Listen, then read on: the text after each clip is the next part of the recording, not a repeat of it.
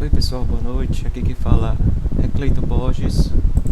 Hoje eu vou estar apresentando aqui a tarefa 2 da semana 3, por meio de vídeo. Eu acho mais legal, né, apresentar por meio de vídeo a nossa proposta aqui da tarefa 2, que é justamente fazer essa busca por algum objeto de aprendizagem que possa ser utilizado na área de atuação.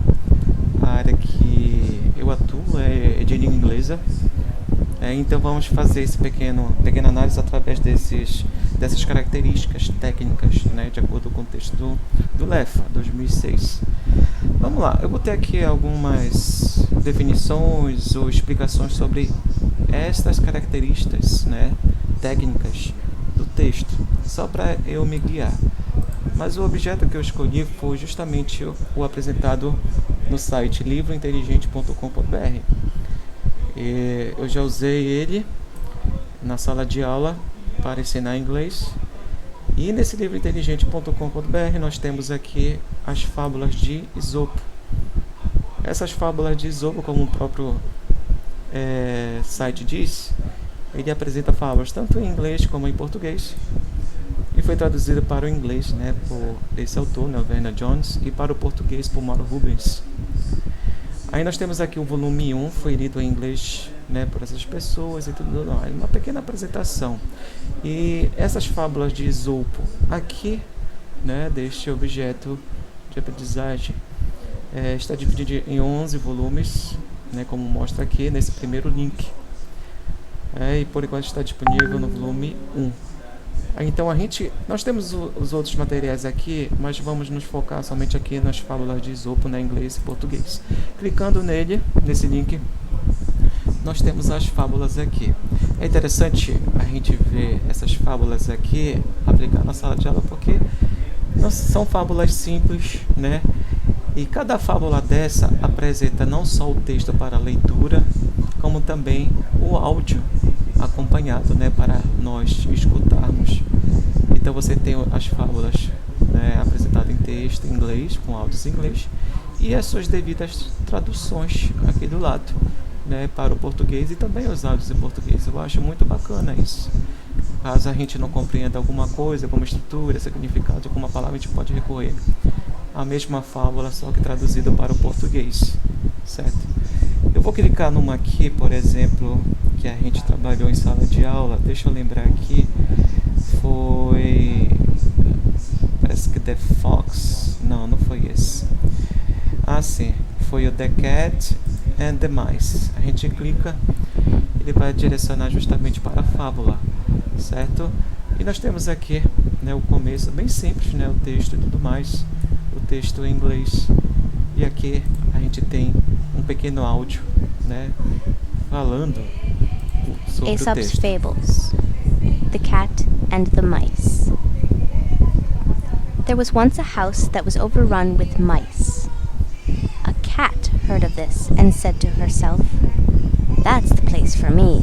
And off she went and took up her quarters in the house, and caught the mice one by one and ate them. At last the mice could stand it no longer, and they determined to take to their holes and stay there. "That's awkward," said the cat to herself. "The only thing to do is to coax them out by a trick." Ok, a gente vai acompanhando o áudio e lendo o texto. A mesma coisa aqui para a tradução, né, a versão em português. A gata e os ratos. Era uma vez uma casa que foi infestada com ratos. Uma gata ouviu isto e disse para si: "Esse é o lugar para mim." E lá foi ela. Tomou seus quartos na casa, pegou os ratos um por um e os comeu. Afinal, os ratos não aguentaram mais, decidiram ir para seus buracos e ficar lá. Que desagradável, disse a gata para si. Então, por meio dessa proposta, né, desse objeto de aprendizagem, nós podemos falar de algumas dessas características técnicas. Eu diria que nem todas essas características estão presentes nesse objeto de aprendizagem. Vamos tentar falar aqui sobre a granularidade, né? A ideia de granularidade parte do princípio que OAs são unidades que se constroem dentro de certas especificações técnicas. como peças. Então o texto fala sobre a metáfora das peças de Lego, né? Então aqui no nosso objeto nós temos aqui vários vocabulários, que podem ser construídos por meio de estruturas. Então eu posso estar explicando errado, entendido errado, mas eu creio que a gente pode aplicar esse material, esse objeto de aprendizagem, numa sala de aula do básico ao intermediário até o avançado. Então, a gente vai falar da próxima técnica sobre a adaptação desse texto. Por mais que a gente pesque aqui possa trabalhar somente vocabulários isolados, nós podemos adaptá-los e construir novas sentenças, como peças de Lego mesmo, Então, eu posso procurar, por exemplo, aqui a sentença A cat heard of this. Certo? Então, nosso aluno pode não compreender, do básico até do intermediário de repente, mas a gente pode ir explicando, o que é a cat, Nós temos artigo indefinido, mais substantivo, nós temos o verbo principal de uma sentença e vai explicando, isoladamente cada palavra. E a partir dessa explicação na estrutura, a gente vai avançando com eles, explicando o sentido do texto em si, num total, de uma forma total. Certo? Aí nós temos aqui a característica técnica reusabilidade. Então, é algo também feito para ser reusado, Então, aqui eu tenho um texto em inglês, certo? Eu posso aplicar numa aula de língua inglesa, mas também eu posso aplicar de repente aqui para a nossa área, para uma aula de literatura, Literatura, certo? Normal. Então, não necessariamente eu posso focar na língua inglesa, mas também eu posso ensinar também por meio da disciplina de literatura essas fábulas, esse objeto de aprendizagem. Então, eu posso fazer uso desse material e adaptá-lo para outras disciplinas, certo? Então, a gente pode fazer essa adaptação justamente para evitar esforços do professor, que planeja essa aula e tudo mais, que construiu, e pode adaptá-lo por meio de outros objetos. Aí nós temos aqui a característica interoperabilidade. Diz assim, essa característica torna o A não apenas um objeto adaptado, mas também adaptável. Então, como eu falei para vocês, por mais que nós tenhamos aqui essa estrutura da língua inglesa e a gente consegue identificar que é o inglês que está sendo usado aqui, e nós podemos adaptar aqui algumas sentenças, por exemplo, para ensinar outras coisas. Por mais que eu tenha foco em usá-lo, a fábula, para ensinar inglês, para ensinar a disciplina de literatura, nas aulas, nas turmas de letras, por exemplo, eu posso reutilizar, adaptar essa estrutura aqui para ensinar outras coisas. Por exemplo, tem algum assunto aqui, certo, que eu possa ensinar uma música, esteja presente no vocabulário, estrutura de uma música, por exemplo. Então, essa característica torna esse OA um objeto adaptável, certo? E pode ter essa mesma aparência, como o texto diz, mesma aparência, parecida da língua, mas também internamente pode ser mudada, na sua estrutura interna, ok? E essa recuperabilidade, eu acho que essa característica aqui, ela não necessariamente pode estar presente aqui nesse OA, nesse objeto de aprendizagem, porque o nosso texto particularmente diz que é por meio de uma catalogação presente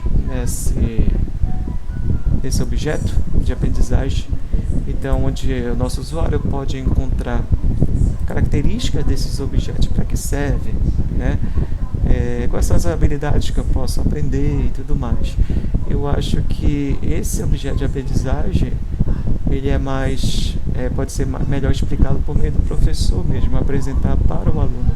Que habilidade a gente pode aprender aqui? A gente pode aprender a habilidade de leitura, a habilidade de compreensão oral, Também, de repente, a gente pode adaptar para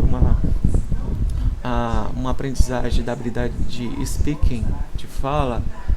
Então, não necessariamente está sendo explicado nesse objeto no site que habilidades eu posso trabalhar. Mas conforme a gente vai trabalhando com ele, a gente vai percebendo que a atividade a gente pode trabalhar na sala de aula, certo? Eu acho que esse objeto de aprendizagem pode ser, né, aplicado na sala de aula, principalmente para aqueles que gostam de trabalhar com fábulas, né? Eu acho bem simples, muito legal, e muitas das vezes os nossos alunos gostam de aprender o inglês por meio de fábulas, por meio de poemas, por meio de poesias, né? E o mais legal disso não é somente o texto apresentado, mas também os áudios, né? Esses áudios também podem ser baixados para o computador, para o celular. Se você estiver escutando, lendo por meio do celular, você pode fazer o download desses áudios e levar para onde você quiser e escutar essas fábulas, né? Então nós temos aqui várias fábulas de Esopo, né? Umas historinhas bem bacanas que a gente pode aprender a língua inglesa, e ao mesmo tempo a gente pode ver as traduções, né, para quem não compreender muito bem a estrutura da língua inglesa, né, escutar. E de repente aqui, né, nas fábulas na língua portuguesa, a gente pode até adaptar para aulas, né, da língua portuguesa, principalmente para aplicar em salas de aulas de português como língua estrangeira. Porque sabemos que hoje em dia existe, né, nas universidades esses cursos de português como língua estrangeira. Eu acho que é muito válido. Então, é isso, gente, a tarefa 2 explicada por meio desse vídeo. Espero que eu tenha explicado de uma forma satisfatória.